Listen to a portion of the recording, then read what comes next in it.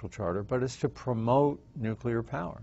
And they're very effective. When you have, tens, if not hundreds of millions of dollars to spend on advertising, they're very effective. They're on NPR. They're sponsoring the commercial show, the show about commerce. I'm sorry, I can't remember the name right now. Market Watch? No. Yeah. Something like that. Something Watch. Oh, no wonder then when I had asked NPR to have Dr. Helen Caldicott, who wrote Nuclear Power is Not the Answer, to be interviewed on NPR when she was here a few years ago, there was no response. For Dr. Helen Caldicott, who wrote this book, Nuclear Power is Not the Answer. They are, Nuclear Energy Institute, their blog has spent an inordinate amount of time attacking us with factually wrong things, and they raised some really critical questions in, was it April? About us and about the Fairewinds, and so they said they wanted Arnie to respond, and he doesn't respond to any of that. He doesn't own the company I do, and I responded to them, and they said they were going to print the response, but they didn't. Several stations, David Graham, who's an AP reporter here in Vermont, had done an incredible piece of coverage, and they went after him, and AP stood behind him and stood behind his story, and they said they would print whatever. NEI said they attacked David viciously, and they said in their blog they would print whatever AP's response was, but they never did. It's just a vicious attack dog. So we actually wrote back to NEI, and I did, yeah. Maggie did, and they never printed our response, despite the fact that they said they were going to. So it's just, they can't argue the facts, so instead they result on character assassination. Attempted, yeah. And it hasn't just been Fukushima. That happened to be about Fukushima Daiichi, but it's also about work I'm doing out in California. It's interesting. They attacked an expert report I wrote, and the headline was "Another Shoddy Report." And in fact, San Onofre. Yes, this is at San Onofre out in California. And in fact, everything I said in that report was proven to be true by the Nuclear Regulatory Commission. Now, will they retract their personal attack on me? No, because it is about destroying people's character. And it's not just civilians. They've attacked the chairman of the Nuclear Regulatory Commission and basically got him to, forced him to resign. He has stepped nothing can stop the... As we discussed the last time we were on the show. His name is Jaczko? Jaczko. Chairman Jaczko was forced. Nuclear Energy Institute lobbied very hard, along with several of the commissioners that they have endorsed, to get him, to force him out, because he was trying to regulate the industry, as it should be regulated. Yeah. Well, the evacuation plan and the potassium oxide issue. Potassium iodide. Potassium iodide, yes.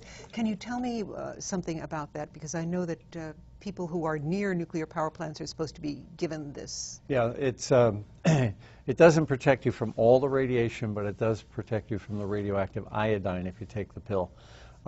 In Japan, they had the pills available in the town halls, but the procedures required that they be released by the national government, and the national government didn't release them for 8 days, so the pills sat while people were being exposed to the radioactive iodine before they were released. And it's another example of shame on the government.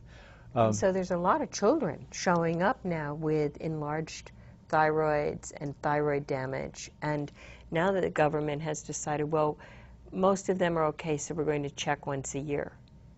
And it's just terrible, terrible. They're just not looking at these kids. They're not doing what needs to be done to protect them at all. And the NRC in America, for the longest time, said potassium iodide wasn't necessary to have pre-mobilized because it would give people a bad impression of nuclear power. And this is our regulator had taken the position that the bad impression was more important than the health effects from a potential accident. Tell me about what you know, something about the evacuation plans for some of the nuclear power plants here in the Northeast. Yeah, well, let's look at Pilgrim. There's actually two in the Northeast that are bad. Indian Point, which is only 25 miles away from downtown New York City. And it's in a river valley, and which way will the radiation move but right down the river valley. But the other one is Pilgrim out on Cape Cod. Pilgrim sits at the end of the hook of Cape Cod, and if it were to have an accident, the people on the Cape would have to what's called shelter in place. In other words, your first reaction is to run, but if you're on Cape Cod, you have to run toward the accident to get across the bridges.